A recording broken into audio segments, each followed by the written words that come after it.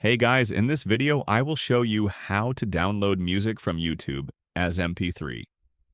Alright, so let's begin with the video. The first thing you need to do is head over to the YouTube website and make sure you're signed in to your account. Once you're logged in, click on your profile icon in the top right corner, and then select YouTube Studio from the menu. After YouTube Studio opens, look at the left-hand navigation menu and scroll all the way down until you find Audio Library, then click on it. Here you'll see a wide selection of music tracks and sound effects that you can download.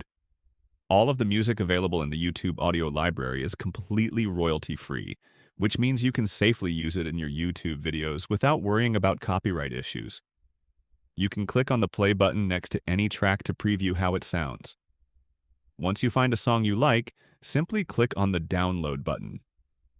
The file will automatically be saved to your downloads folder, and as you can see, it downloads directly as an MP3 file. And that's it.